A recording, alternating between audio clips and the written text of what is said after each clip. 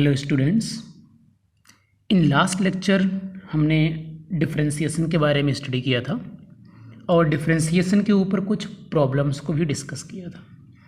Differentiation में हमने ये स्टडी किया था कि एक क्वांटिटी में चेंज करने पर दूसरी क्वांटिटी उस क्वांटिटी के रिलेटिवली कैसे चेंज हो रही है, और वो चेंज हमने जो सिलेक्ट किया था that was really very very small change. Okay, अभी कैलकुलस की बात हम जब कर रहे थे स्टार्टिंग में, तो हमने बोला था कैलकुलस को दो पार्ट्स में हम लोग स्टडी करेंगे। एक का नाम मैंने बोला था डिफरेंशिएशन, वहीं दूसरे का नाम क्या था बेटा? इंटीग्रेशन। बात करें पूरी कैलकुलस मैथमेटिक्स की तो अपने न्यूटन बाबा का बहुत बड़ा योगदान है। मतलब न्यूटन बाबा ने ही कैलकुलस को कहीं ना कहीं इन्वेंट किया है, और एक और मैथमेटिशियन थे या फिर फिलोसोफर जो भी कह लीजिए, लेबनीज साहब, उन दोनों का योगदान रहा मिलके इंटीग्रेशन को बनाने में। अभी इंटीग्रेशन है क्या चीज़, या फिर ये इंटीग्रल मैथमेटिक्स क्या चीज़, या फिर इंटीग्रल कैलकुलस जो भी कह लीजिए इसको, ये क्या चीज़ है? डिफरेंशियल वाला तो हमने समझ लिया था कि वहाँ पर रिलेटिवली कैसे चीज़ें चेंज हो रही हैं। इंटीग्रेशन का पहले तो मैं मतलब बता दूँ आपको। इंटीग्रेशन का मतलब होता है बेसिकली समेशन से। किस चीज़ से? समेशन से। किसी चीज़ को एडअप करने से, अकोमुलेट करने से, इकट्ठा करने से इंटीग्रेशन का मतलब निकाला जाता है। देखो, इंटीग्रेशन को अभी अपन आज समझेंगे, पहले स्टार्टिंग में बहुत ही डीपली समझेंगे। स्टार्टिंग मतलब कैसे इंटीग्रेशन वर्क करता है, तो प्लीज़ बहुत ध्यान से आँख, नाक, कान, दिमाग सब खोल के वीडियो लेक्चर देखना, सुनना, तभी समझ में आएगा। बिल्कुल न्यू मैथमेटिक्स है तो थोड़ा सा दिक्कत होती है, लेकिन बिल्कुल बेसिक से चलूँगा, आपको समझ में आ जाएगा। लेकिन आप शर्त ये है कि आप उस पर अटेंटिव रहें ना, कॉन्शियस कितना है आप, that is really very important. तो सुनो, जैसे मान लो मैं कहूँ, अभी इंटीग्रेशन के ऊपर ज़्यादा फोकस नहीं करते, मैं थोड़ा सिंपल कुछ एग्जांपल्स दे रहा हूँ अभी। जैसे मान लो मैं कहूँ कि आप कोई वीडियो लेक्चर डाउनलोड कर रहे हो, ठीक है ना? कोई वीडियो लेक्चर क्या कर रहे हैं आप? डाउनलोड कर रहे हैं अपने फ़ोन में, ठीक है? और आपके फ़ोन की स्पीड मान लेते हैं कांस्टेंट है, हालांकि होता नहीं है, मान लेता हूँ फिलहाल में मैं, और वो है मान लेते हैं 2 Mbps, यानी 2 MB पर सेकेंड। तो अगर कोई पूछे आपसे कि बताओ टाइम 10 सेकेंड में कितना डाटा अकुमुलेट हो गया, कितना डाटा डाउनलोड हो गया, तो आप कैलकुलेट कर सकते हैं आसानी से। आप कहेंगे भाई साहब 2 Mbps है, 10 सेकेंड है, तो उस हिसाब से 20 MB स्टोर हो गया डाटा, यही तो कहेंगे। सिंपल बात है, बिल्कुल यही तो कहेंगे। अच्छा, एक बात बताओ, अगर इसी चीज़ को मैं ग्राफिकली कुछ दिखाना चाहूँ, ये जो डाटा स्टोर हो रहा है क्या हो रहा है? अकुमुलेट हो रहा है ना, इकट्ठा हो रहा है ना, उसी समेशन हो रहा है, मतलब उसका एडिशन हो रहा है ना, कि एक सेकंड में कितना? 2 MB, फिर अगले सेकंड में 2 MB, फिर अगले सेकंड में 2 MB, है ना? ऐसे क्या हो रहा है? ये स्टोर होता जा रहा है ना, धीरे धीरे धीरे धीरे धीरे स्टोर होता जा रहा है। और ऐसे 10 सेकंड में कितना हो गया? 20 MB स्टोर हो गया। तो ये चीज़ क्या हो रही है? अकुमुलेट हो रही है, इकट्ठी हो रही है, समेशन हो रहा है किसी चीज़ का। ग्राफ में अगर इसी चीज़ को देखें कि इस साइड में आपकी है स्पीड, इंटरनेट स्पीड मान लेते हैं, और इस साइड में है टाइम, जितने टाइम की बात की जा रही है। आपकी जो इंटरनेट स्पीड है वो है 2 Mbps, यानी 2 Mbps की लाइन यहाँ पर हमने ड्रॉ कर दी। ये हो गया भाई साहब 2 Mbps वाली लाइन, और बात हो रही है कुछ 10 सेकंड की, तो हमने यहाँ पर 10 सेकंड मार्क कर दिया। अब इसके नीचे का अगर हम एरिया कैलकुलेट करें, क्या कैलकुलेट करें? एरिया। तो एरिया हमको क्या इन्फॉर्मेशन दे रहा है यहाँ पर? जरा ध्यान से देख के बताइए मुझे। ये 2 Mbps है, ये है 10 सेकेंड्स है, तो क्या इन्फॉर्मेशन दिया अपने को? 20 MB, यानी कितना डाटा स्टोर हुआ, वही इन्फॉर्मेशन तो दिया। यानी एरिया जो फंक्शन है यहाँ पर, जो फंक्शन वो कौन है? 2 Mbps, जिसके ऊपर बात हो रही है वो है इंटरनेट स्पीड। वो इंटरनेट स्पीड किसके रिस्पेक्ट में बात करी जा रही है? टाइम के रिस्पेक्ट में बात करी जा रही है। और ये इंटरनेट स्पीड से जो मामला स्टोर हुआ है ना, पूरा अकुमुलेशन हुआ, जो उसका एडिशन हुआ है ना इस इंटरनेट स्पीड का, कि भाई ये 2 Mbps, 1 सेकेंड, 2 सेकेंड, ऐसे 10 सेकेंड तक जो स्टोर हुआ वो कितना हुआ है? 20 MB हुआ है। तो यहाँ पर क्या हुआ? बेसिकली इंटरनेट स्पीड को क्या कर लिया गया है, कहीं ना कहीं ऐड कर दिया गया, बार बार इंटीग्रेट बोल देते हैं इस चीज़ को। क्या बोल देते हैं? इंटीग्रेट हो गया, इंटीग्रेशन हो गया उस चीज़ का, बार बार क्या कर दिया गया है? एडिशन कर दिया गया है। एक छोटा सा और एग्जाम्पल लेता हूँ।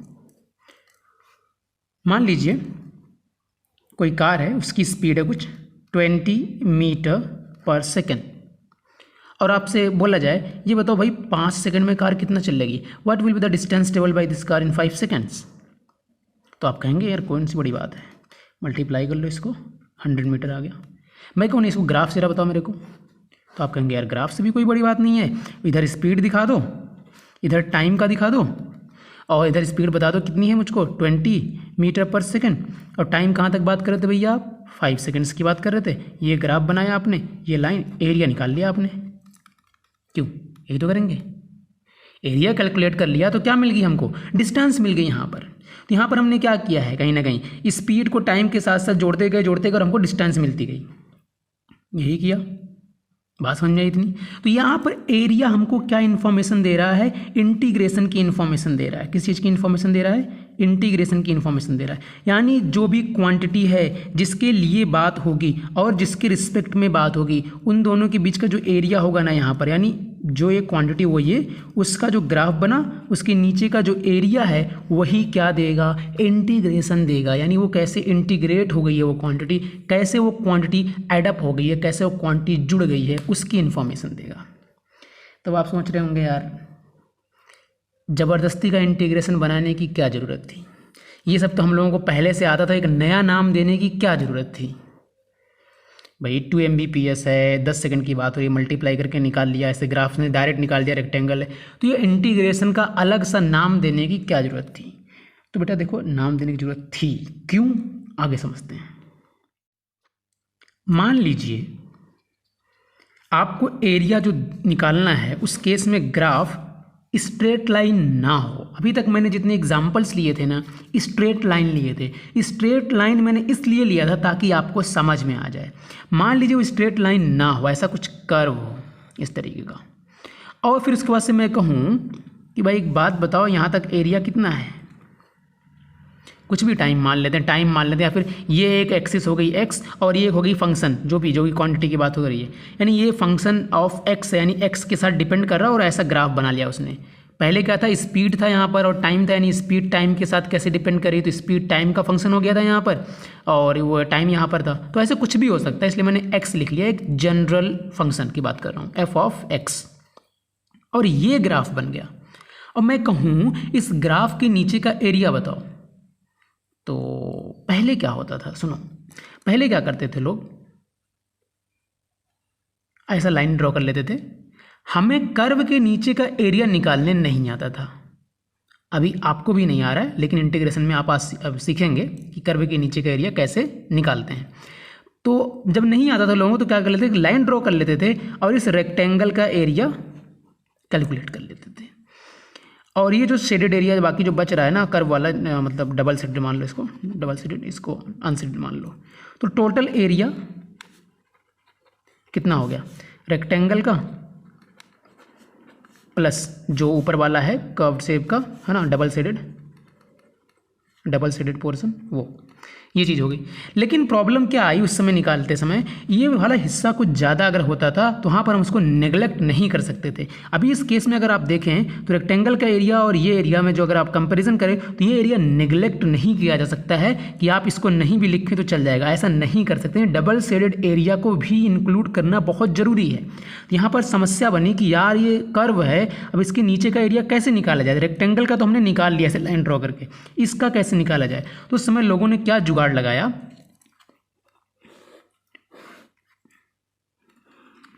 यही कर्व है सेम, ठीक है ना, मान लो सेम है, ये लाइन ड्रॉ कर ली। उस समय लोग, मैं यहाँ तक करना, ठीक है ना, उस समय लोगों ने क्या जुगाड़ लगाया, क्या रेक्टेंगल का अगर अपने को आता है ना, इसको करते हैं कर्व को ना थोड़ा डिवाइड कर लेते हैं कुछ हिस्सों में। तो लोगों ने क्या किया, इसको मान लो इसे 3 हिस्से में यहाँ पर डिवाइड कर ले रहा हूँ, मान लो यहाँ पर 3 हिस्से में कर लो, ठीक है ना। तो लोगों ने कहा यार अब देख, ये रेक्टेंगल है, इसका अपनों को पता है अच्छे से, ये रेक्टेंगल इसका एरिया भी अपन निकाल लेंगे, फिर ये रेक्टेंगल इसका एरिया भी अपन निकाल लेंगे। अब बची बात किसकी, इसकी, है ना। तो अब ये वाला हिस्सा देखें तो बहुत छोटा है, लेकिन अभी भी नेग्लेजिबल नहीं है। तो लोगों ने क्या किया, बोले यार इसको और डिवाइड कर लो छोटे छोटे हिस्सों में और डिवाइड कर लो इसको, मतलब एकदम छोटा छोटा कर दो। अब 1 रेक्टेंगल, 2 रेक्टेंगल, 3 रेक्टेंगल, है ना, ये ऐसा, ये ऐसा, ये ऐसा, ये ऐसा। तो अगर अब देखें तो अब जो ऊपर वाला हिस्सा है वो बहुत कम है। अगर ऐसे ऐसे हम और डिवाइड कर दें, है ना, बहुत ज़्यादा छोटे छोटे हिस्से में डिवाइड कर दें, तो जो ये वाला हिस्सा बच रहा है ना, ये ऑलमोस्ट नेग्लिजिबल हो जाएगा। तो इस तरीके से हम लोग कर्व के नीचे का एरिया कैलकुलेट करना सीखें। यही इंटीग्रेशन प्रोसेस चल रहा है अभी, थोड़ा थोड़ा हम इंटीग्रेशन की तरफ बढ़ रहे हैं अभी। यहाँ पर हम क्या करें, चीज़ों को अकुमुलेट करें ना, इकट्ठा करने, पूरा ग्राफ के नीचे का एरिया निकालना है, ठीक है ना। लेकिन ये वाला जो हिस्सा है ये बहुत परेशान कर रहा है हमको, तो हमको क्या करना पड़ रहा है, छोटे छोटे हिस्से में डिवाइड करना पड़ रहा है। लेकिन समस्या ये है यार, किसी से तुम बोलोगे अगर कि ग्राफ बना हुआ है उसके नीचे का एरिया बताओ, बहुत ही एक्यूरेट बताओ, उस केस में उस बंदे को क्या करना पड़ेगा, बहुत सारी लाइंस ड्रॉ करनी पड़ेगी, उन सभी लाइंस के लेंथ मेज़र करनी पड़ेगी, उन सभी लाइंस की विड्थ उसको मेज़र करनी पड़ेगी, मल्टीप्लाई करना पड़ेगा, ऐड करना पड़ेगा। वो आपको सिर्फ गालियाँ देगा कि यार इसने क्या काम दे दिया मुझको, है कि नहीं। और उसके बावजूद भी उतना एक्यूरेट रिजल्ट नहीं आएगा, मिस्टेक्स होने के चांसेस बहुत ज़्यादा होंगे। तो मतलब ये काम तो है, हो जाएगा, लेकिन बिल्कुल ही खपा देगा आपका दिमाग, और मतलब मेहनत काफ़ी ज़्यादा है ना। तो इस चीज़ को सॉल्व करने के लिए इंटीग्रेशन आता है। अभी तो आपको समझ में आ गया होगा कि एरिया निकालने का तरीका था, लेकिन बहुत ही ज़्यादा बकवास सा तरीका कह सकते हैं आप, है ना। छोटी क्लास में आपको ये पढ़ाया जाता थोड़ा सा, ताकि आपको आइडिया लग जाए कि कैसे काम होता था पहले, है ना। कर्व चीज़ों का एरिया कैसे निकाला करते थे। तो कर्व चीज़ों का एरिया कैसे निकाला करते थे हम लोग, ऐसे ही रेक्टेंगल बना बना के, स्क्वायर बना बना के, है ना, ट्रायंगल बना बना के निकाला करते थे। लेकिन अभी बात होने वाली है एक्यूरेसी की, तो उसके लिए इंटीग्रेशन का आना बहुत ज़रूरी है। यहाँ पर हमने क्या बताया, ये जो ग्राफ है ना, ये जो ग्राफ है किसी फंक्शन का ग्राफ है ना। कोई जो फंक्शन जो एक्स के ऊपर डिपेंड कर रहा है, कैसे डिपेंड कर रहा है, एक बार बढ़ रहा है फिर घट रहा है ना, ऐसा हो गया, है ना, जो भी है ये एक्स है, ठीक है। यहाँ तक मामला क्लियर है, आगे बढ़ें।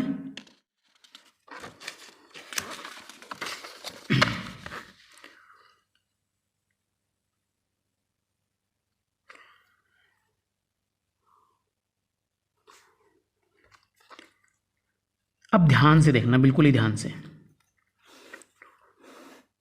ये कोई फंक्शन है, किसका फंक्शन है, एक्स का फंक्शन है, ठीक। और ये है उसका कोई ग्राफ मान लेते हैं, ठीक है ना। वही ग्राफ ले लिया मैंने, ऐसे ही रैंडम सा, कुछ भी बना लो आप, आपकी इच्छा। और फिर उसके बाद से जो है, मैं मान लो बात करूं कि यार अगर मैं एक्स एक्सिस पे थोड़ा सा चेंज करूं, एक्स एक्सिस पे थोड़ा सा चेंज, यानी एक्स को थोड़ा सा मैं चेंज करूं, तो उसके रिस्पेक्ट में जो एफ ऑफ एक्स है वो कहाँ से कहाँ पहुँच गया, यहाँ से यहाँ पहुँच गया, ये चेंज हुआ इतना, राइट। तो उसके रिस्पेक्ट में एरिया में भी कुछ चेंज आएगा, जो ग्राफ के नीचे का एरिया है उसमें भी कुछ चेंज आएगा। नहीं आई बात समझ में भाई, एक्स एक्सिस पे मैंने कुछ चेंज किया, कितना चेंज किया, डेल्टा एक्स। तो उस ग्राफ के नीचे का जो एरिया है उसमें भी कुछ चेंज हुआ, है ना। पूरा मान लो एरिया यहाँ तक निकाला, लेकिन मैं थोड़े से हिस्से की बात करूँ, छोटे से हिस्से की बात कर रहा हूँ। तो ये एरिया में चेंज आ गया डेल्टा ए। तो आपने इस चीज़ को कैसे कैलकुलेट किया, आप ये हिस्सा क्या बहुत ही स्मॉल है ना, स्मॉल की बात कर रहा हूँ, ध्यान में रहे, स्मॉल है। तो अब ये जो डेल्टा ए, अगर मैं इसको कैलकुलेट करने के लिए बोलूँ आपसे, तो आप कहेंगे सर ये एफ ऑफ एक्स है, ये क्या है, एफ ऑफ एक्स है। समझ में आई बात ना। अरे भाई ये F of X Y line है, वाई एक्सिस, और ये चीज़ क्या होगी, एफ ऑफ एक्स होगी, और ये चीज़ क्या है, डेल्टा एक्स है। तो एरिया क्या होगा, delta A is equal to length into breadth, L into B यही तो होगा ना, रेक्टेंगल ही तो बन रहा है भाई। इस चीज़ को अपन नेगलेक्ट कर रहे हैं, तो ये वाली चीज़ क्या कर रहे हैं अपन, नेगलेक्ट कर रहे हैं, बहुत छोटा सा हिस्सा है, ये वाली चीज़ क्या है, नेगलेक्ट कर रहे हैं। तो सिर्फ क्या बना, एक रेक्टेंगल बना। रेक्टेंगल में एक बार वाई एक्सिस ऊपर वाली, जो ये वाली इस तरफ वाई एक्सिस यानी एफ ऑफ एक्स, और इस साइड में कितना डेल्टा एक्स, तो उसके नीचे का एरिया कितना आ गया, F of X into delta X आ गया। अगर मैं आपसे कहूँ कि चेंज इन एरिया कैलकुलेट करो with respect to change in X, तो आप कहेंगे यार डेल्टा एक्स से डिवाइड कर लो, इसमें कौन सी बड़ी बात है। तो हमने कहा हाँ भाई सही बात है यार, कर दो डिवाइड।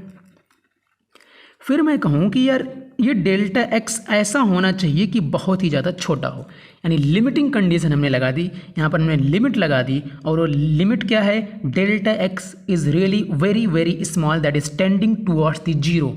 अब आपको ध्यान होगा कि यही चीज़ क्या होती है, डिफ्रेंसिएशन होती है, यानी इस चीज़ को लिखा जा सकता है डी एक्स ऑफ ए। जब कोई चीज़ बहुत ज़्यादा स्मॉल चेंज के लिए बात करते हैं, बहुत छोटे चेंज के लिए बात करते हैं, तो उसी चीज़ को हम लोग क्या बोल देते हैं, डिफ्रेंसिएशन बोल देते हैं। अब इस केस में डेल्टा एक्स कट जाएगा जब बहुत छोटे चीज़ के लिए बात होगी, और ये हो जाएगा एफ ऑफ एक्स। यहाँ तक मामला क्लियर?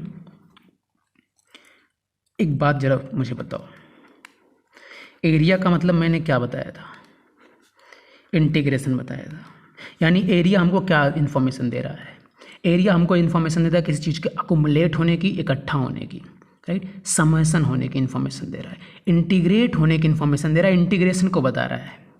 और यहाँ पर क्या हो रहा है? एरिया का डिफ्रेंसिएशन हो रहा है, और उस डिफ्रेंसिएशन के बाद हमको क्या मिल जा रहा है? वो फंक्शन मिल जा रहा है जो एक्स के ऊपर डिपेंड कर रहा था, जिसका ग्राफ बना हुआ था। यानी कहने का मतलब मेरा ये कि डिफ्रेंसिएशन ऑफ इंटीग्रेशन, अभी इंटीग्रेशन कोई ऐसा फंक्शन है या ऐसा फंक्शन है कि इसको डिफ्रेंशिएट कर दिया जाए तो हमारा ओरिजिनल फंक्शन मिल जाएगा।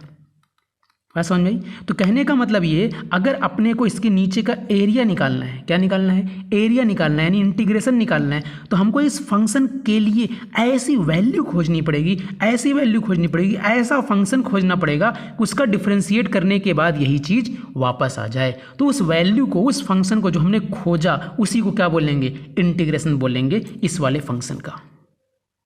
आ गई बात समझ में? अभी बात समझ में आई? एक छोटा सा एग्जाम्पल दे देता हूँ ताकि और क्लियर हो जाए। मान लीजिए मैं कहूँ कि x का इंटीग्रेशन क्या होगा, कोई सिंपल सी चीज़ है x, मैं कहूँ इसका इंटीग्रेशन क्या होगा। तो अभी मैंने क्या बोला? एक ऐसा फंक्शन खोजो, एक ऐसा फंक्शन खोजो कि जिसका डिफ्रेंसिएशन क्या हो जाए? x हो जाए। तो वो फंक्शन क्या कहलाएगा? इसका इंटीग्रेशन कहलाएगा। तो मैं आपको सजेस्ट कर रहा हूँ फंक्शन x²/2। तो अगर x²/2 का डिफ्रेंशिएट करता हूँ मैं, तो मुझे क्या मिलेगा? देखो 1/2 तो बाहर आ जाएगा, x² का डिफ्रेंशिएशन 2x हो जाएगा, तो x आ गया वापस से। तो कहने का मतलब ये है कि x²/2 इस x का क्या है? इंटीग्रेशन है। यानी इंटीग्रेशन ऑफ x जो होगा यहाँ पर वो क्या होगा? x²/2। अभी मैं इंटीग्रेशन के सिंबल की बात नहीं किया हूँ, अभी उसको आगे बात करेंगे, समझाएंगे अभी और थोड़ा, ठीक है ना? समझ में आई बात? इंटीग्रेशन क्या है?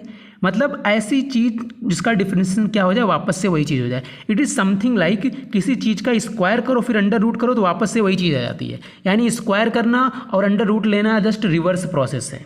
ऐसे ही अपना डिफरेंशिएशन और इंटीग्रेशन भी क्या है? एक दूसरे के रिवर्स प्रोसेस पे काम करते हैं। इंटीग्रेशन बात करता है एडिशन होने की, समेशन होने की, और वही डिफरेंशिएशन बात करता है छोटे छोटे हिस्से में ब्रेक होने की। बात समझ में आई? चलो एक छोटा सा एग्जाम्पल दे रहा हूँ आपको। मान लीजिए कोई फंक्शन ऑफ x है और वो फंक्शन ऑफ x है 5x। देखो फंक्शन ऑफ x का मतलब क्या? y मान लेते हैं इसको, ठीक है ना? कुछ भी मान लें, क्योंकि ये y एक्सिस में मैं रिप्रेजेंट कर रहा हूँ, ये y एक्सिस और ये x एक्सिस। तो y = 5x। ये क्या चीज़ है? What is this? This is the equation of line in two variables, right? Two variable equation है तो ये लाइन इक्वेशन है, लीनियर इक्वेशन है, तो y = 5x एक लाइन की इक्वेशन है। अगर y = 5x लाइन की इक्वेशन जो है ये, इसका ग्राफ मैं बोलूँ ड्रॉ करो तो आपके लिए कुछ भी नहीं है भाई साहब, ऐसे 2 सेकंड में आप ग्राफ ड्रॉ कर देंगे। कुछ गलत बोला मैंने? नहीं, 5x यही ग्राफ ड्रॉ होगा, आप ड्रॉ करके देख लीजिए, ऐसा ही होगा ना, सीधा ओरिजिन से पास होता हुआ, ठीक है? वो आप पॉइंट मार्क करके ड्रॉ कर लेना अगर आपको नहीं आता हो। चलिए अगर मैं आपसे कहूँ इसका एरिया बताओ कितना होगा इस ग्राफ के नीचे का x डिस्टेंस पर, और ये हमारा y है, ये y एक्सिस और ये x एक्सिस, तो ये एरिया कितना होगा? तो ये एक सिंपल सा ट्रायंगल बन रहा है, और ट्रायंगल का एरिया आपको निकालने बहुत अच्छे से आता है। तो ट्रायंगल का एरिया जो हो जाएगा हाफ, बेस कितना है इसका? x है, और हाइट कितनी है? y है, और y का मतलब यहाँ पर 5x है, तो हमारे पास आ गया 5x² / 2, यह आ गया एरिया। बात समझ में आई? एरिया का मतलब क्या बताया था मैंने? इंटीग्रेशन बताया था कि वही इंटीग्रेशन है। किस चीज़ का इंटीग्रेशन है? y = 5x का इंटीग्रेशन है। कहने का मतलब ये, अगर मैं एरिया को डिफ्रेंशिएट कर दूंगा तो मुझे क्या मिलना चाहिए? 5x वापस से मिलना चाहिए। तो एरिया को डिफ्रेंशिएट कर देते हैं भाई साहब, देख लेते हैं क्या आता है। एरिया का मतलब क्या है? 5x² / 2। तो 5/2 कहाँ आएगा? बाहर आएगा, और x² का डिफ्रेंशिएशन कितना होगा? 2x होगा। 2 से 2 कटा, कितना बचा? 5x बचा। क्या ये वही चीज़ नहीं है जो फंक्शन दिया गया था? तो यही है बेटा इंटीग्रेशन, एक दूसरे का जस्ट रिवर्स है डिफरेंशिएशन और इंटीग्रेशन। आई होप आपको समझ में आ गई होगी बात। अब हम बढ़ते हैं बात फार्मूले की तरफ और उसको कैसे अप्लाई करेंगे फटाफट क्वेश्चन में, उसकी तरफ बात करते हैं, ठीक है ना। तो कहने का मतलब ये है कि इंटीग्रेशन निकालना पड़ेगा अगर हमें किसी फंक्शन का, तो हमें एक ऐसा फंक्शन खोजना पड़ेगा जिसका डिफरेंशिएशन उस फंक्शन के इक्वल हो जाए। तो जो फंक्शन हमने खोजा है ना वो क्या कहलाएगा, उस पिछले वाले फंक्शन का इंटीग्रेशन कहलाएगा। बात समझ में आई अभी। और सिंबल की अगर हम बात करें तो सिंबल इसका कुछ ऐसा होता है, इलोंगेटेड एस जैसा। ये एस है अपना, उसको इलोंगेट कर दीजिए बीच में से, कुछ ऐसा ये सिंबल है। ये सिंबल इसलिए है because the meaning of S is summation, sum up करना किसी चीज़ का, उसी से ये बना हुआ है, ठीक है। अगर इस पूरे ऑपरेटर की बात करें, इंटीग्रेशन ऑपरेटर कैसा रहेगा कंप्लीटली, तो यहाँ पर dx लग जाएगा जिसके रिस्पेक्ट में इंटीग्रेशन हो रहा है, और जिसका इंटीग्रेशन करना है वो यहाँ रख दिया जाएगा। फॉर एग्जाम्पल अगर मान लीजिए मैं कहूँ एक्स स्क्वायर का इंटीग्रेट करो क्या होगा, ठीक है, तो एक्स स्क्वायर यहाँ लग जाएगा और किसके रिस्पेक्ट में हो रहा है, dx के रिस्पेक्ट में हो रहा है, और ये इंटीग्रेशन का सिंबल है। समझ में आ गई बात। यानी एक्स स्क्वायर नाम की चीज़ को एक्स के रिस्पेक्ट में बार बार समेशन किया जा रहा है, बार बार ऐड किया जा रहा है। तो इसका जो सबसे पहला बेसिक फार्मूला है वो है X power N. X power N का डिफरेंशिएशन इंटीग्रेशन होता है X raise to the power N plus one divided by N plus one plus a constant. यहाँ पर क्या रहेगा, कोई सा एक कॉन्स्टेंट रहेगा। अब ये क्या चीज़ आ गई कांस्टेंट वाली, उसको भी समझा देते हैं। पहले जरा इस हिस्से को समझिए। पावर कितनी है, n है, तो एक प्लस हो जाएगी नीचे, और सेम उसी चीज़ से जो n प्लस वन यहाँ पर आया है उसी चीज़ से यहाँ पर क्या हो जाएगा, डिवाइड हो जाएगा। फॉर एग्जाम्पल अभी हमने थोड़ी देर पहले एरिया का बात किया था, राइट, एरिया की लाइन इक्वेशन बना के 5x की, और एरिया कैलकुलेट किया था ना, और वही चीज़ क्या थी, इंटीग्रेशन थी। तो 5x को अगर मैं इंटीग्रेट करूँ, 5 तो बाहर आ जाएगा, और x की पावर कितनी है, 1 है, तो x की पावर हो जाएगी 1 + 1 डिवाइडेड बाई 1 + 1, ये कितना हो गया, 5x स्क्वायर डिवाइडेड बाई 2, यही हो गया। अभी मैं कांस्टेंट की बात नहीं कर रहा हूँ, उसके ऊपर डिस्कशन नहीं कर रहा हूँ, सिर्फ इस हिस्से को आप अभी देखो। 5x स्क्वायर डिवाइडेड बाई 2 क्या था, y = 5x वाली जो लाइन थी उसके नीचे का एरिया था, और यही चीज़ वो क्या आ रही है हमारी, अब फार्मूले से आ रही है, ठीक है। तो x की पावर अगर n मिलता है +1 कर देंगे आप, नीचे डिवाइड में n + 1 कर देंगे, जो भी रहेगा। अब यह बात आती है कांस्टेंट क्यों लगाया गया है, ये c क्यों लगाया गया है। तो थोड़ा पीछे जाओ, थोड़ा बेसिक पे जाओ। ये चीज़ ऐसी होनी चाहिए कि इसका डिफरेंशिएशन के बाद जो वैल्यू आए वापस से क्या आनी चाहिए, वही आनी चाहिए जो दी गई है, यानी 5x वापस से आना चाहिए। मान लीजिए मैं आपसे कहूँ y = x दे दूँ, मैं आपको क्या दे दूँ, x, और मैं कहूँ इसको इंटीग्रेट करो।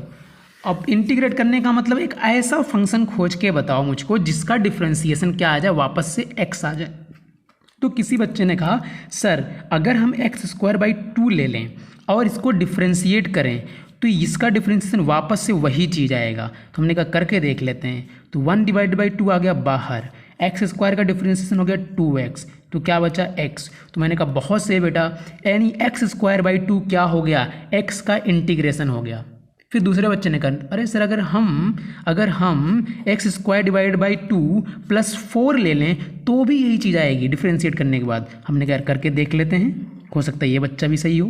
तो x² / 2 का जब हम करेंगे तो 1/2 ले लेंगे बाहर, x² का 2x और 4 का डिफरेंशिएशन 0, 2 से 2 कटा, क्या बचा x। बिल्कुल सही बात, तब भी क्या आ रहा है, x आ रहा है। तो किसी बच्चे ने कहा सर अगर हम यहाँ पर 4 ना लेकर, 3 ना लेकर, 5, 6 ना लेकर कोई सा भी कांस्टेंट ले लें, कोई सा भी कांस्टेंट ले लें, चाहे वो डेसिमल हो, निगेटिव हो, डिवाइड हो, कुछ भी ले लें, तो भी वो चीज़ x ही आएगी। तो भी क्या चीज़ आएगी, x ही आएगी। कैसे, जरा इसको भी करके देख लेते हैं। x² / 2 का जब करेंगे तो हाफ बाहर लेंगे, x² का करेंगे 2x आएगा, और कांस्टेंट का डिफरेंशिएशन 0 आएगा। तो यहाँ पर क्या आ गया, x आ गया। हर बार चीज़ वही आई है, यानी x का इंटीग्रेशन एक्स स्क्वायर 2 भी सही है, x का integration x square by 2 plus 4 भी सही है, x का integration x square by 2 plus 3 भी सही है, प्लस 4 प्लस 6 जितना करना चाहो कोई सा भी कांस्टेंट आप ऐड कर सकते हैं, सब सही है, क्योंकि इसको डिफ्रेंशिएट करने के बाद वापस से वही चीज़ आ रही है। अब ये कंडीशंस के अकॉर्डिंग एक्चुअली कांस्टेंट क्वेश्चन में दिए होते हैं। अगर कुछ नहीं दिया होता है तो हम लोग कांस्टेंट को सी का सी रहने देते हैं, क्योंकि ये 0 भी तो हो सकता है, ये 1 भी हो सकता है। अगर भाई 0 है वहाँ पर तो 0 पुट कर लो आप। कहने का मतलब ये जो हमारी मेन चीज़ है वो ये है कि उस चीज़ को डिफ्रेंशिएट करने के बाद वापस से वो चीज़ आनी चाहिए, वो फॉलो होना चाहिए। आई होप आपको समझ में आ गया होगा। रूल्स की बात कर लेते हैं थोड़ी सी। जैसा कि डिफ्रेंशिएशन में आपने रूल्स पढ़े थे वैसे इसमें भी रूल्स हैं। जैसे मान लीजिए आपको बोल दिया जाए y is equal to 3x square plus 5x का इंटीग्रेशन करो, तो आप क्या करेंगे 3x स्क्वायर dx को अलग इंटीग्रेट कर सकते हैं, 5x ds को अलग, मतलब अलग अलग कर लेंगे। प्लस रहेगा तो प्लस, माइनस रहेगा तो माइनस लगा देंगे। यानी इसमें भी क्या हो जाता है, इंडिविजुअली इंटीग्रेशन हो जाता है, प्लस माइनस के अकॉर्डिंग ये डिस्ट्रीब्यूट हो जाता है, ठीक है ना। और 3 क्या हो जाएगा, बाहर आ जाएगा। एक्स स्क्वायर का इंटीग्रेशन तो 1 पावर प्लस और जो कुछ भी यहाँ है वही सेम चीज़ से डिवाइड, फिर प्लस माइनस जो भी रहेगा, अगर प्लस दिया क्वेश्चन में तो प्लस, माइनस दिया तो माइनस, जो भी रहे। 5 बाहर आ जाएगा और x में क्या हो जाएगा 1 प्लस और नीचे भी 1 प्लस। अब होल इंटीग्रेशन जो हुआ उसमें क्या लगा दीजिए, कांस्टेंट लगा दीजिए हमेशा, ठीक है ना, जब तक कि आपको कांस्टेंट के बारे में कोई ऐसी इन्फॉर्मेशन नहीं दी जा रही है। तो ये हो जाएगा 3 और 3 तो कट जाएगा, एक्स क्यूब हो गया -5 और ये 1 + 1 2 हो गया, एक्स स्क्वायर प्लस सी। अब अगर आप चाहें इस चीज़ को डिफ्रेंशिएट करेंगे तो क्या आएगा, वापस से यही चीज़ आएगा। अब आपको करने की जरूरत नहीं, अब तो आपको समझ में आ ही गया होगा कि इस चीज़ को डिफ्रेंशिएट करने पर क्या आएगा, वही पुरानी वैल्यू आ जाएगी। बात समझ में आ गई, वेरी गुड। इंटीग्रेशन में जो प्रॉब्लम्स हैं, बहुत सारी प्रॉब्लम्स हैं डिस्कस करने के लिए, बहुत सारे फार्मूलाज, लेकिन मैं उन सभी फार्मूलाज को अभी यहाँ पर डिस्कस नहीं करने वाला। फार्मूला जो डायरेक्ट आप याद कर लेना, उसको एक्सप्लेन भी वही सेम हुए तरीके से एक्सप्लेन भी आप खुद ब खुद कर सकते हैं, जो मैंने बेसिक कॉन्सेप्ट बताए हैं कि मतलब उसका इंटीग्रेशन जो होकर आएगा उसको डिफ्रेंशिएट करेंगे तो वापस से वही वैल्यू आ जाएगी। कुछ मेथड्स हैं इंटीग्रेशन करने के, वो ज़रा देख लीजिए, यहाँ पर कुछ रूल्स हैं उसको ज़रा देख लीजिए। मान लीजिए आपको डायरेक्ट x ना देकर कुछ ऐसा दे दे, 2x + 5 क्यूब dt ऐसा दे दे, अब बोले इसको इंटीग्रेट करो। अब क्या डायरेक्ट x नहीं दिया है, तो एक तो तरीका ये है कि इस क्यूब को आप पूरा ओपन कर लीजिए, लेकिन जरा सोचो अगर एक क्यूब ना हो के पावर 4 हो जाए, पावर 5 हो जाए, तब तो हम ओपन नहीं कर सकते हैं, फिर हमारे लिए इंटीग्रेट करना महाभारत हो जाएगा भाई साहब। मतलब क्योंकि हमारे पास का फार्मूला नहीं ना, हमारे पास तो फार्मूला क्या x की पावर n का है, लेकिन ये x नहीं है, तो हम क्या करेंगे इंटीग्रेशन वाले केस में 2x + 5 जो x नहीं है, जितना हिस्सा x नहीं है जो कुछ और रिप्रेजेंट कर रहा है ब्रैकेट के अंदर, उसको कुछ मान लेंगे सिंगल में। ये dx है यार, x के रिस्पेक्ट में बात हो रही ना। अभी मैंने क्या मान लिया, t मान लिया है। मान लो t के बजाय आप कुछ भी और मान सकते हो, z मान सकते हो, कुछ और मान सकते हो, p q r s जो भी मानना चाहो, मैंने t मान लिया है। तो 2x + 5 को t मान लिया गया है। तो अगर इसको डिफ्रेंशिएट कर दें, क्या कर दें, डिफ्रेंशिएट कर दें with respect to t, differentiate कर लो पूरा, तो देखो क्या मिलेगा, 2 dx dt और 5 का 0 और ये dt का डिफ्रेंशिएशन क्या हो जाएगा, 1 हो जाएगा। t के रिस्पेक्ट में ही हो रहा है, t का डिफ्रेंशिएशन क्या हो जाएगा, 1। ओके, 2 dx dt, तो dx is equal to half dt। कोई गलत बात तो नहीं, यहाँ तक समझ में आया। कहने का मतलब मेरा ये है, जो ये फंक्शन x का था मैंने उसको चेंज कर लिया t में, तो dx को भी किस में चेंज कर लिया गया है, t में चेंज कर लिया, यानी dt में चेंज कर लिया गया है।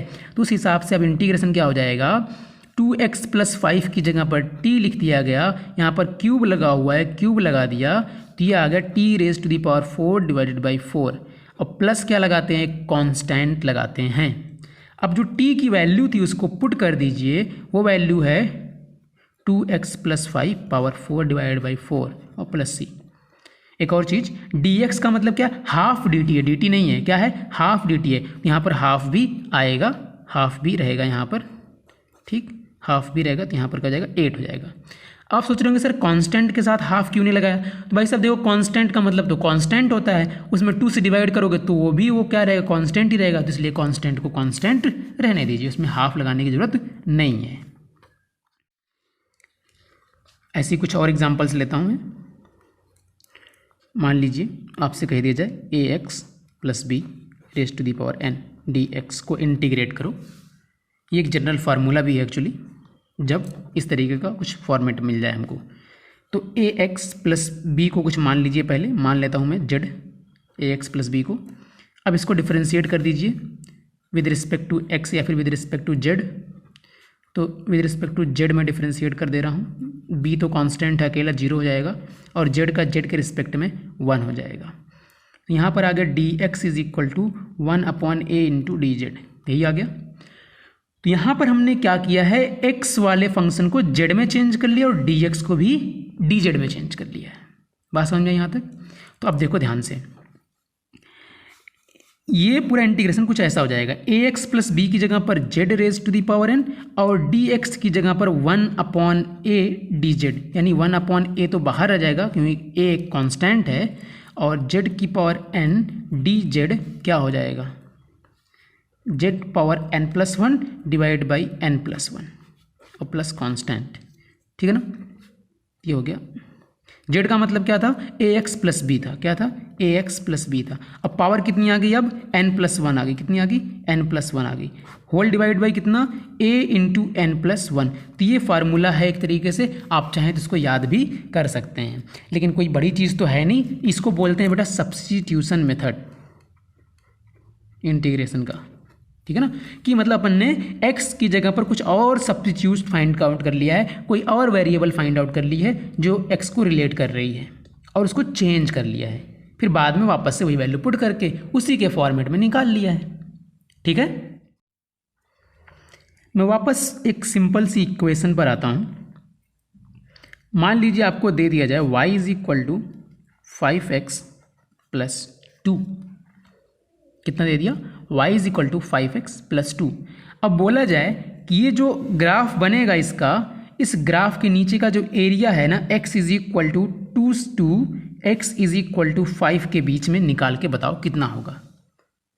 क्या बोला जा रहा है, x is equal to 2 to x is equal to 5 के बीच का एरिया बताओ। तो इसको थोड़ा डायग्राम से समझते हैं। इसको अपन दोनों मेथड से निकालेंगे। सबसे पहला काम क्या करना है आपने, इसको जो इक्वेशन इसका ग्राफ ड्रॉ करना है। तो ग्राफ ड्रॉ करेंगे तो कुछ ऐसा ग्राफ ड्रॉ हो जाएगा। ये +2 का मतलब क्या हुआ, ये 2 यहाँ पर रहेगा ऐसा, ठीक है ना। और 5x वाली जो लाइन जैसी है वो ऐसी पास हो जाएगी। आपको ग्राफ अगर डायरेक्टली फटाफट नहीं आता ड्रॉ करने अभी, क्योंकि आप 11th क्लास में आए हैं तो अभी नहीं सीखा होगा आपने फटाफट, तो आप क्या पॉइंट से मार्क करके अपने हिसाब से ड्रॉ करके देख लेना, ठीक है ना। यहाँ पर कितना कट करेगा, 2 पर कट करेगा, क्योंकि अगर x इक्वल टू 0 पुट करते हैं तो y इक्वल टू कितना आएगा, 2 आएगा, ठीक है ना। x इक्वल टू जब 0 पुट करते हैं तो ये बेसिकली क्या है, 0,2 पॉइंट है। चलिए, तो हमको क्या बोला गया है, x इज इक्वल टू 2 से x इज इक्वल टू 5 तक का एरिया बताना है। तो x इज इक्वल टू 2 से x इज इक्वल टू 5, ये 0.2 है और ये 0.5 है, ठीक है। अब जो ये क्या बन रहा है, अगर आप ध्यान से देखें ये चीज़ जो बन रही है, एरिया जो बन रहा है, एक ट्रेपेजियम बन रहा है। क्या बन रहा है, एक ट्रेपेजियम बन रहा है। तो इसका एरिया निकालना पड़ेगा आपको। अभी मैं इंटीग्रेशन मेथड से आपको नहीं बता रहा हूँ ये चीज़, अभी इंटीग्रेशन मेथड से भी अपन इधर सॉल्व करेंगे, लेकिन पहले अभी आप इस तरीके से देखो। तो x इज इक्वल टू 2 की बात करेंगे तो y की वैल्यू कितनी होगी, जरा देखो। x is equal to 2 put कर दो इसमें, 5 2 ज़ा 10, 10 एंड 2 कितना हो जाएगा, 12 हो जाएगा। बात क्लियर। अगर बात करें 5 की तो 5 5 ज़ा 25, 25 एंड 2 कितना हो जाएगा, 27 हो जाएगा। यानी ये वाली जो साइड है ये है 27 की और जो ये वाली साइड है ये है 12 की। 2 से 5 की बात हो रही तो ये बीच में गैप हो गया 3 का। इस ट्रेपेजियम का एरिया निकाल कुछ भी नहीं है, half into sum of the parallel sides. Sum of the parallel sides का मतलब 27 एंड 12 कर लो, कितना आ जाएगा, ये हो गया, इंटू बीच का गैप कितना है, 3 है। अब इसको आप सॉल्व कर लेंगे आसानी से। 27 थोड़ा अजीब सा हो गया यहाँ पर, अगर इवन होता आसानी हो जाती ज़्यादा। चलिए कर लेते हैं, 7 2 9 2 1 3 है ना, डिवाइड बाई 2 प्लस इंटू 3 तो हो गया 3 9 जा 27, 2 3 3 जा 9 2 11, ठीक है, 117 डिवाइड बाई 2। अब अगर अपन बात करें कि इसी का एरिया है, यही 2 से 5 के बीच का एरिया निकालना हो इंटीग्रेशन मेथड से, तो इंटीग्रेशन वहाँ पर कैसे काम करता है, तो देखिए y is equal to 5x plus 2 को इंटीग्रेट कर दो। क्या कर दो, इंटीग्रेट कर दो, किसके रिस्पेक्ट में, x एक्सिस के रिस्पेक्ट में, ये y x। तो इंटीग्रेट करेंगे अगर अपन तो 5 तो बाहर आ जाएगा और x का इंटीग्रेशन हो जाएगा एक्स स्क्वायर डिवाइडेड बाई 2 और 2 है, सिर्फ अकेला 2 है, ध्यान में रहे क्या अकेला 2 है। इसके साथ कोई सा भी x नहीं लगा हुआ है। अगर कोई सा x नहीं लगा हुआ इसका मतलब क्या लगा हुआ है, x की पावर 0 लगी हुई है। अब x की पावर 0 का अगर इंटीग्रेशन करेंगे तो क्या हो जाएगा 0 + 1 डिवाइड बाई 0 + 1 यानी क्या हो जाएगा x हो जाएगा। तो 2 लगा हुआ था तो बेसिकली 2x हो जाएगा। बात समझ में आई। तो 2 का इंटीग्रेशन क्या हो गया 2x हो गया। अब ये पूरा मामला कहाँ से कहाँ तक डिस्कस हो रहा है, 2 से लेकर 5 तक डिस्कस हो रहा है। उसको हम लोग लिखते हैं 2 से लेकर 5 तक डिस्कस हो रहा है। यानी अब हमने एक लिमिट लगा दी इंटीग्रेशन की, पहले ऐसा कुछ हमने नहीं किया था। इसको बोलते हैं डेफिनिट इंटीग्रेशन, यानी हम एक डेफिनिट वैल्यू फाइंड आउट करने वाले हैं कि कितना हमको पुट करना है वैल्यू। तो वैल्यू पुट करनी है 2 और लास्ट वैल्यू पुट करनी है 5, यानी इसी के बीच में हमको एडिशन करना है, इसी के बीच में हमको समेशन करना है। बात समझ में आई। तो इसको बोलते हैं लोअर लिमिट यानी जो नीचे वाली वैल्यू है, और इसको बोलते हैं upper limit, lower and upper. Simple सा नियम है, लोअर लोअर अपर। चलो इसको थोड़ा सिंप्लीफाई कर लेते हैं। 5x² divide by 2 plus 2x 2 से 5, इसको यहाँ पर लेते हैं। इंटीग्रेशन के बाद इधर लिख देते हैं फिर, ठीक है ना, बिग ब्रैकेट में लगा के। अब आप सोच रहे होंगे सर आपने इसमें कांस्टेंट नहीं ऐड किया है। तो कांस्टेंट देखो यहाँ पर ऐड नहीं करते, जब डिफरेंट इंटीग्रेशन की बात होती है तो वहाँ पर कांस्टेंट का कोई मतलब नहीं होता है। क्यों नहीं होता है अभी अगली लाइन में आपको समझ में आ जाएगा। देखिए जरा, तो एक बार आप क्या करेंगे अपर लिमिट पुट करेंगे इसी पूरे हिस्से में ध्यान में रहे। फिर एक बार क्या करेंगे लोअर लिमिट पुट करेंगे पूरे हिस्से में और माइनस कर देंगे दोनों को। तो एक बार 5 पुट कीजिए, फिर 5 पुट कीजिए, ये पूरा हिस्से में पुट होगी। अब माइनस लोअर हिस्से में पुट कीजिए,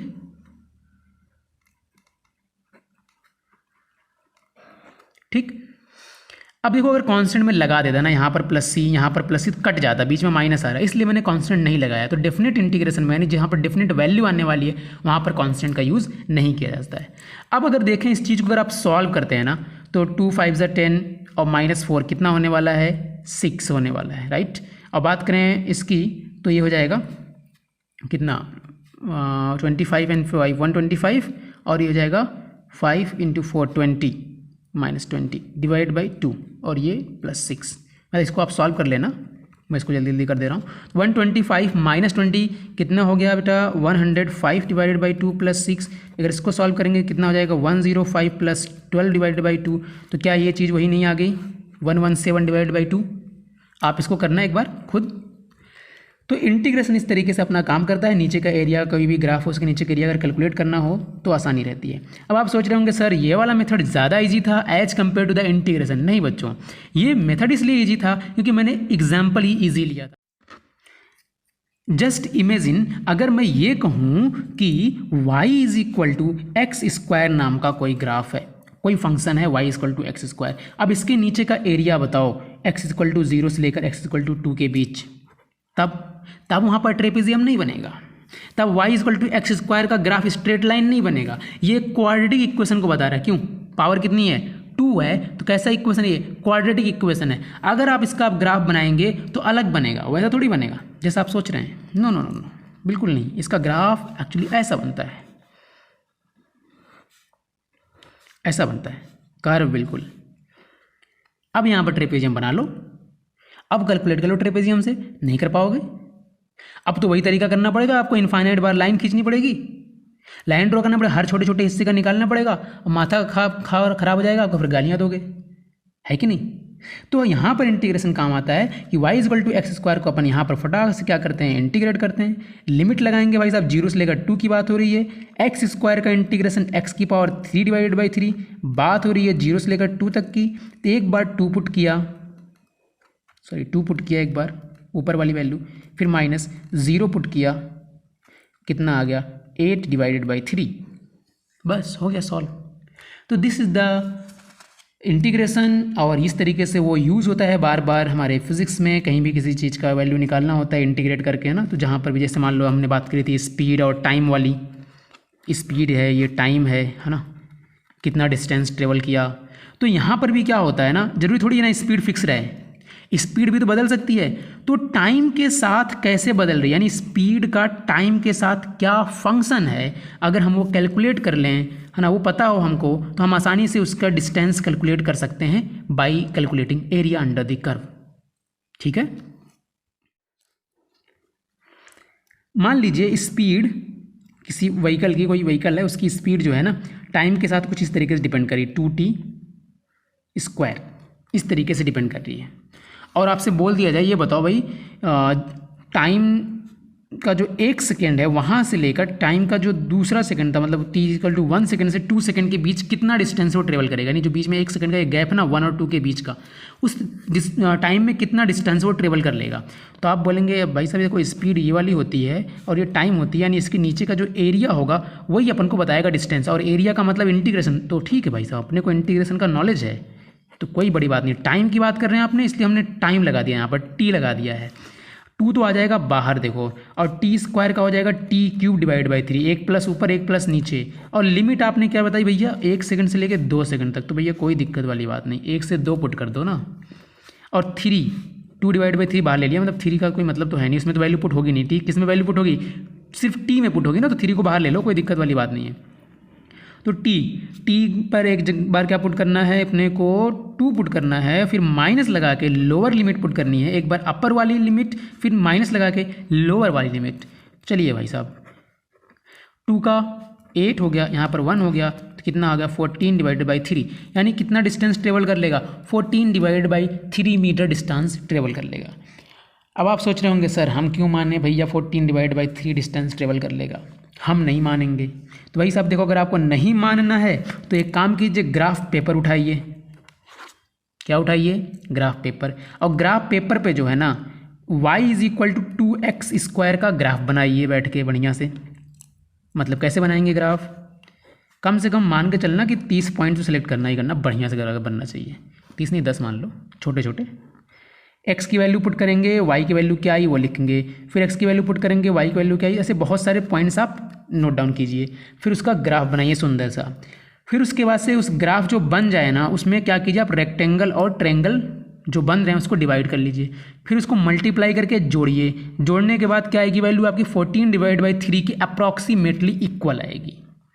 आई होप आपको इंटीग्रेशन समझ में आ गया होगा, ध्यान में आपको रखनी है सारी बातें। Thank you very much.